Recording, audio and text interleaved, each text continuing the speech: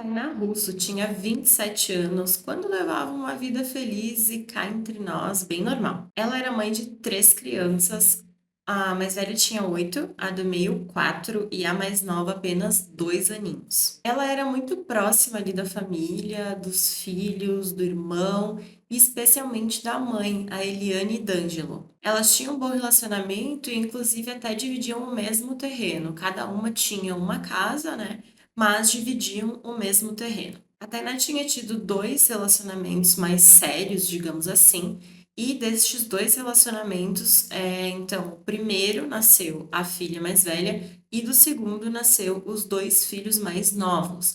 E ela já tinha terminado esses dois relacionamentos, estava solteira, mas ela ainda assim mantinha uma boa relação ali, tudo tranquilo com os pais das crianças. Os três filhos, né, ficavam a maior parte do tempo com a Tainá, mas tinham combinado ali de irem em finais de semanas alternados para as casas ali dos seus respectivos pais. Um tempo depois da separação, né, desse último relacionamento que a Tainá teve, ela que trabalhava no comércio conhece um outro comerciante também que vendia ali no local que ela trabalhava e entre outros comércios ali da região, ele vendia queijos e salames, que é o Matheus Alecrim na época com 25 anos. Eles então engatam um relacionamento que era cheio de traições por parte do Matheus.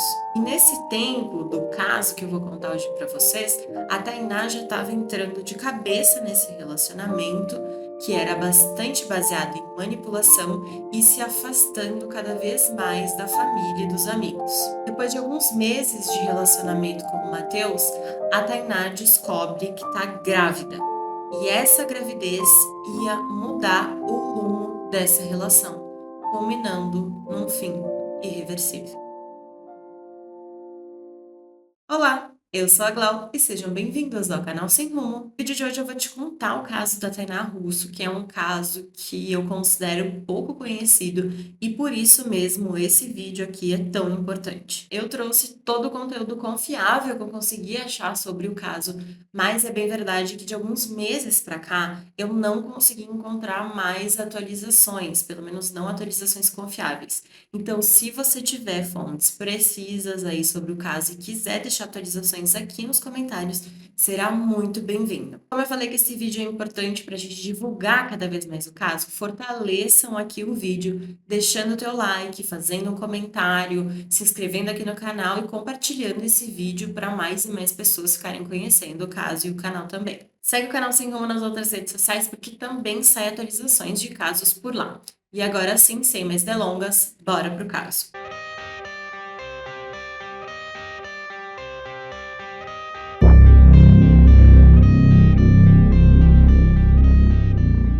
No sábado, dia 29 de abril de 2023, a Tainá estava na casa do Matheus e ela pretendia passar o final de semana que ia ter um feriado emendado ali. Então, dia 29 era sábado, dia 30 domingo e dia 1º seria, como todo ano, o Dia do Trabalhador. Então, ela preferiu ir para casa dele e emendar esse final de semana e feriado. Só que no próprio dia 29 seria o aniversário da mãe dela. Então ela sai da casa do Matheus e decide dar uma passada na casa da mãe ali de tarde para comemorar aquele aniversário com a mãe. O Matheus e a Tainá vão no carro do Matheus até a casa da mãe dela. Ele deixa a Tainá ali para comemorar o aniversário dela, da Eliana, no caso, né? E o Matheus só deixa a Tainá ali e segue com o carro. E, gente, aqui eu já vou abrir para vocês que o destino dele já é bastante suspeito. A gente vai começar a entender o caso por aqui. Enquanto a Tainá tá lá sem desconfiar de nada, o Matheus vai até uma loja de amolar facas. Segundo o dono do estabelecimento, o Matheus parecia bastante nervoso, bastante assim, afobado, sabe? Parecia que ele estava com pressa.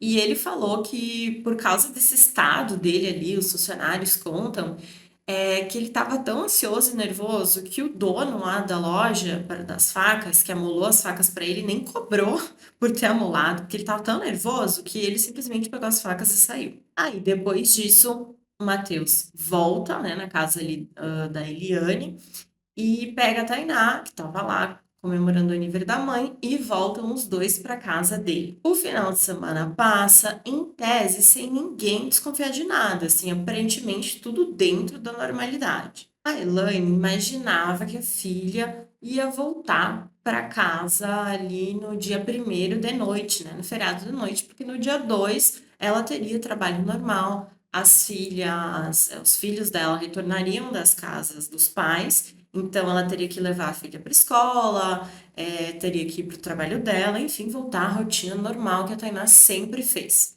Só que aí a Tainá não dava notícia, não voltava, eles, né, não sabiam o que tinha acontecido com ela, até que ela, de fato, manda uma mensagem para Elaine, falando ali, pedindo para a mãe que recebesse, né, os filhos dela que estavam voltando da casa dos pais e também levassem eles para a escola no dia seguinte, porque ela não retornaria naquela noite. Ela mandou então uma mensagem de texto e a Elaine achou muito estranha aquela mensagem, falou que aquela maneira de escrever não parecia a maneira normal que ela conhecia da filha. Mas mesmo achando estranho, ela cumpriu ali o combinado que fez com a filha. Só que assim, no dia 2, né, no dia seguinte, a Elaine também continua sem ter notícias da filha. E aí ela tenta entrar em contato com o pessoal do trabalho da Tainá e descobre que ela não tinha ido trabalhar. E isso também era muito estranho. Primeiro já estava estranho, porque a Tainá não costumava simplesmente não voltar para casa. Ela cumpria bastante os compromissos dela, especialmente quando envolvia os filhos. E também que ela não era acostumada a faltar no trabalho. Isso eram, assim, coisas raríssimas, quando ela realmente precisava muito, ficava doente, enfim, alguma emergência. Então, não era muito comum que ela simplesmente ficasse na casa do namorado e não fosse trabalhar. Ali, a Elaine já tinha certeza que alguma coisa de errado estava acontecendo. A Elaine então vai até a casa do Matheus, porque sabia que ele era a última pessoa que tinha visto a Tainá, né? E aí, quando chega lá, ela questiona sobre a Tainá, onde é que ela tá, porque ela não foi trabalhar, não voltou para casa, enfim, ninguém tem notícias dela. E aí ele fala que na noite anterior ela tinha pegado um Uber e ido para casa. E que, inclusive, ele nem viu a Tainá entrar no Uber, ele não sabia que Uber que era, a cor do carro, placa, ele não sabia da informação nenhuma, porque, segundo ele, ele não viu, ela chamou do celular dela e ele estava ocupado porque ele tinha ido no hospital porque a filha dele, de um outro relacionamento, estava hospitalizada, então ele teria ido no hospital ver a filha e ele não tinha mais notícia nenhuma depois, né, que a Tainá pegou o Uber. Vendo toda essa situação, a Elaine não tinha outra alternativa a não ser registrar o desaparecimento da Tainá, e foi isso que ela fez ali no dia 2 de maio. A polícia então já começa a investigar porque não está fazendo sentido mesmo o que está sendo relatado com o padrão de comportamento da Tainá. Ela não era uma pessoa que costumava sair sem avisar, sumir, não dar notícias. Então aquilo ali já estava muito estranho. Aí a polícia vai atrás do Matheus, claro que foi novamente, né, como eu falei, a última pessoa que viu ela com vida. E aí foi atrás dele para saber o que tinha acontecido. Ele fala lá a mesma história, que ela tinha entrado no Uber, taraná, e aí a polícia vai atrás de ver os registros de Uber dela, ver se ela tinha chamado e não encontra nada, não encontra nenhum chamado dela na Uber. Então já estava bizarro e também não foi capaz de confirmar aquele álibi que o Matheus estava dando da ida dele lá no hospital. E dessa forma, o Matheus já se torna o primeiro suspeito. A partir daqui, a polícia começa a atuar periciando o celular dos dois, né? Tanto da Tainá que estava de posse do Matheus. Gente, bizarro isso. E também o próprio celular dele. E aí é que a polícia encontra as mensagens que eles trocavam, né, entre os dois e também as mensagens que eles trocavam com outras pessoas. E é a partir daqui que a gente consegue estabelecer a dinâmica ali daquele relacionamento. Bem, como eu citei lá no início do vídeo, a principal causa, né, de confusões, de brigas, de intrigas ali entre o casal era o fato da gravidez da Tainá, o fato de ela ter ficado grávida do Matheus. Foi ali que parece, pelas mensagens, que o relacionamento dos dois começa a desandar. Porque enquanto a Tainá queria dar seguimento àquela gravidez, apesar de ter ficado ali surpresa no início e tal, a mãe conta que ficou preocupada porque ela já tinha 3 filhos, mas que a Tainá decidiu que queria ter aquele filho, que disse para a mãe que ela cuidava de 3, poderia cuidar de 4, e a Elaine fala que a Tainá cuidava muito bem dos filhos, tanto na parte emocional mesmo, de cuidado, de atenção, como também na parte financeira, que ela nunca nem pediu ajuda para Elaine para nada para os filhos. Então, ela, por mais que estivesse preocupada com a filha, sabia que ela cuidava muito bem dos filhos e que ela ia dar conta de cuidar de mais um. Então, a Tainá e a família aparentemente estavam tranquilas, a Tainá queria seguir a gravidez, só que o problema era que o Matheus não queria ter aquele filho. E aí ele começou a insistir, insistir para que a Tainá realizasse um aborto. E aí, nas mensagens que a Tainá trocava com os amigos, é possível ver que ela relata, né, a partir daquele momento, várias brigas ali do casal, discussões, desentendimentos, especialmente por causa desse assunto, porque ele não queria a criança, queria que ela tirasse a criança e ela estava decidida a ter aquele filho. Só que é nas mensagens do Mateus que realmente a gente consegue entender quais eram as verdadeiras intenções dele. Ele fala para alguns parentes dele que ele ia fingir para Tainá que tinha aceitado a gravidez, porque sempre que eles entravam naquele assunto, enfim, eles brigavam, discutiam e parecia que a Tainá estava se afastando dele, ou mais ressabiada com ele, e então ele revela ali para os parentes que ele vai se fingir de bonzinho para que a Tainá ache que ele está aceitando a criança, então ele vai mentir para ela, segundo as mensagens que ele manda, e que, através dessa mentira que ele faz a Tainá acreditar que ele aceitou a criança, a própria Tainá baixar a guarda e voltar a interagir mais com ele. E em outra mensagem que ele troca também com parentes, o Matheus admite que tá dando remédios para Tainá sem ela saber. Então ele tá dando remédio escondido para ela para tentar abortar a criança sem ela saber. Olha a maldade disso, gente.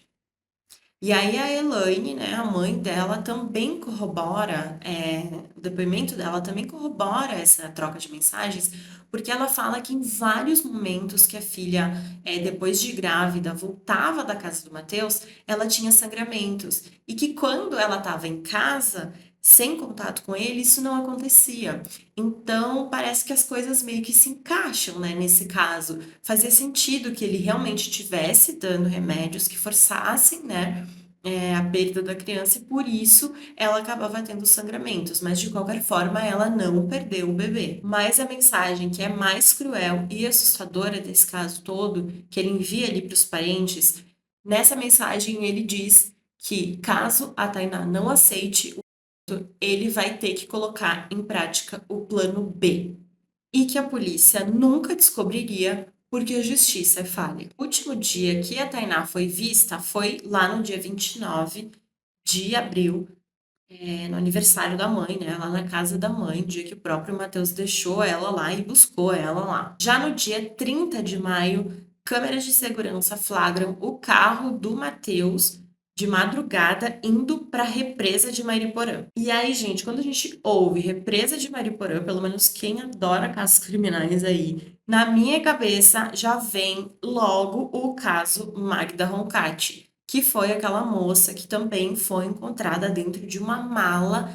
nessa mesma represa de Mariporã. Inclusive, já deixa um comentário aqui se tu conhece esse caso, se já ouviu falar, e se não, se tu quer que eu traga algum vídeo sobre o caso Magda Roncati aqui pro canal. De toda forma, a polícia logo se questiona, né? E questiona o próprio Matheus, em depoimento também, o que ele estava fazendo de madrugada numa represa. E assim, gente, a desculpa que ele dá, a história que ele conta para justificar o fato, olha, tem que rir para não chorar. Ele fala que a própria Tainá é quem tinha comprado um notebook pela OLX e que ele estava indo lá de madrugada porque tinha marcado a represa é com essa pessoa que comprou não, que vendeu o notebook pra Tainá. Ele estava indo lá para buscar esse notebook, porque eles tinham marcado o ponto de encontro na reprisa de Mariporã.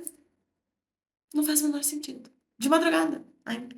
Apesar de grotesca, a polícia realmente tem que investigar, né? Porque tem que excluir, né, essa linha de investigação.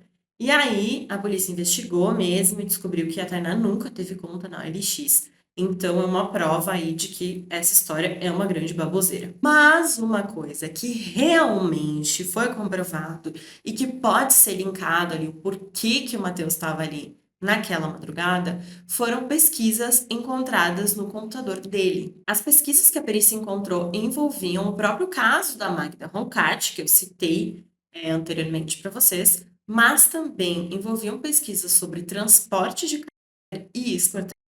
Aí é lógico que os investigadores se reuniram, fizeram uma busca assim muito grande ali na região, porque, né, tudo indicava que alguma coisa tinha acontecido ali, que alguma pista poderia ser encontrada ali. Então, envolveu cães farejadores que vasculharam toda a região, mas infelizmente nada foi encontrado. E essa é, inclusive, uma das razões pelas quais a mãe da Tainá continua falando muito sobre esse caso. Porque apesar, né, de a polícia ter realizado a busca com cães farejadores, utilizou helicóptero, fez buscas na represa, com um barco, né, com uma embarcação da polícia mesmo, mas não encontrou nada. Só que a Elaine defende que provavelmente a filha esteja ali, mas embaixo d'água. E é por isso que ela gostaria que fosse feita uma busca com mergulhadores. Até agora, a polícia considera inviável esse tipo de busca.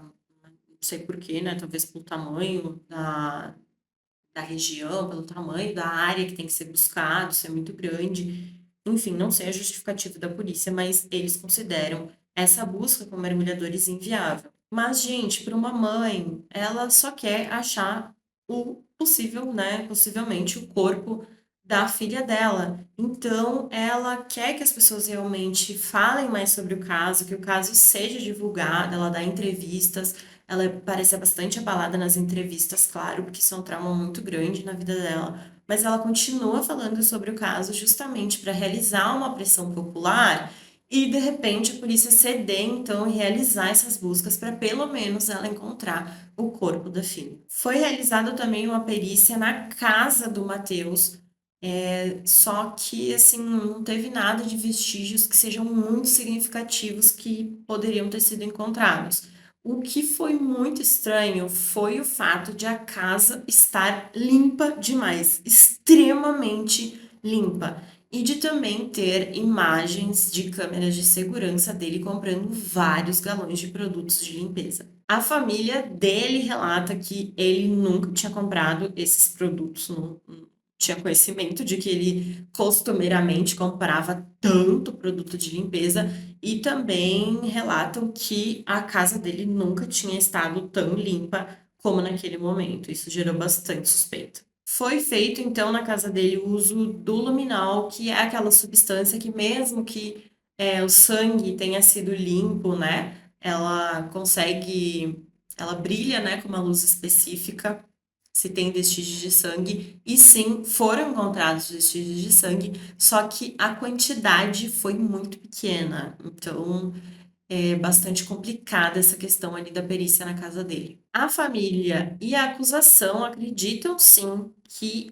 a Tainá possivelmente foi morta com as facas que ele levou para molar, só que essas facas não foram encontradas. O Matheus falou que ele tinha usado as facas para cortar uns matos ali na casa dele. Assim, as justificativas que ele vai dando são bem estranhas, tá? Mas enfim, essa é a versão dele que ele usou para cortar os matos, que as facas todas quebraram, todas as facas, acho que eram umas três, elas todas se quebraram e que ele se desfez das facas e também elas nunca mais foram encontradas. Então a teoria é de que realmente ele teria assassinado a Tainá com essas facas, que ele se desfez depois, né, as armas, né, do crime, e que Depois ele utilizou esses produtos para fazer uma limpeza pesada ali na casa e deixar o mínimo de vestígios possível. Mas é claro que isso é apenas uma teoria, uma suposição. Já estava cheio de indícios de que o Matheus seria, sim, o principal culpado pelo desaparecimento e até então possível morte da Tainá, apesar do corpo dela não ter sido encontrado. Mas existe uma prova que foi fatal para a polícia realmente entender o Matheus como o possível assassino da Tainá, que são as herbes de celular. O que acontece é que conforme a gente vai se movendo, né, com o nosso celular, o nosso celular vai se conectando com a antena mais próxima daquele local para ter sinal. E assim, de acordo ali com a investigação, eles conseguem mapear mais ou menos o caminho que qualquer pessoa for fazendo, nesse caso, o caminho exato que o Matheus foi fazendo enquanto ele se deslocava tanto com o próprio celular como com o celular da Tainá, que, como eu falei, foi encontrado em posse do Matheus, né? E aí, como esses dois celulares iam se deslocando juntos, especialmente ali no dia 1º de maio, a polícia encontrou um deslocamento dos dois celulares juntos, tanto o celular do Matheus como o da Tainá, indo até próximo ao mercado que ficava, até esse mercado que ficava próximo à casa do Matheus. Aí a polícia rapidamente foi buscar as imagens do mercado, né? Porque se o celular da Tainá e do Matheus estavam juntos no dia 1º, existia uma chance de eles verem ali nas câmeras de segurança tanto o Matheus como a Tainá. Porém, o Matheus aparece sozinho nas imagens, então a Tainá já não estava mais ali. E ele também aparece nessas imagens portando dois celulares, que a polícia acredita serem o dele e o da Tainá, obviamente. E aí ele aparece o tempo todo mandando mensagens, tanto do celular dele como do celular da Tainá também. Lembram aquelas mensagens que a Tainá mandou para a mãe, falando que não ia voltar para casa naquele dia, que ia direto para o trabalho no dia seguinte, pedindo para a mãe ficar com os filhos dela, que a própria Elaine achou estranho, elas batem exatamente com o horário que a Elaine recebeu lá no celular dela, as mensagens vindas da Tainá, batem com o registro das câmeras, vendo o Matheus digitando no celular da Tainá. Ou seja, aquelas mensagens já não eram mais a Tainá falando, e sim o Matheus se passando por ela. Bom, gente, e aí, até esse momento, o corpo da Tainá não foi encontrado. Infelizmente, não se sabe o paradeiro, né, do corpo da Tainá. E quando eu falo corpo, é porque já existe um entendimento, tanto da família, como especialmente para nós aqui, da polícia, dos investigadores, que a Tainá realmente foi assassinada. Existem vestígios disso, né, de acordo ali com a investigação. Então, mesmo sem o corpo dela, sim, a Tainá possivelmente já faleceu. E o Matheus é o principal suspeito até o momento aí da morte da Tainá. Ele foi preso ainda em 2023, segue preso, aguardando julgamento. Só que assim, né, gente, justiça brasileira, a gente sabe que o negócio se arrasta e demora, hein? Uma das coisas que mais me doeu o coração foi ouvir a Elaine falar. Gente, eu realmente, assim, me embarga mesmo, eu me emociono mesmo de ouvir ela falar que, se precisasse, ela se ajoelharia na frente do Matheus, ela se humilharia, se fosse necessário, para que ele contasse onde está o corpo da filha dela, porque a única coisa que ela quer é encontrar o corpo da filha para poder fazer um enterro digno para ela, as homenagens dignas que certamente a Tainá merece receber dos amigos e da família, mas que ela sabe que não importa o que ela faça, ele não vai contar e que isso, infelizmente, não vai adiantar nada. É isso pro vídeo de hoje, pessoal, mas antes de sair, não sai sem deixar o teu like e se inscrever aqui no canal e também dar uma olhadinha aí nas redes sociais, porque é por lá que saem as atualizações dos casos que eu trago por aqui. Então, até o próximo vídeo. Um beijo e tchau!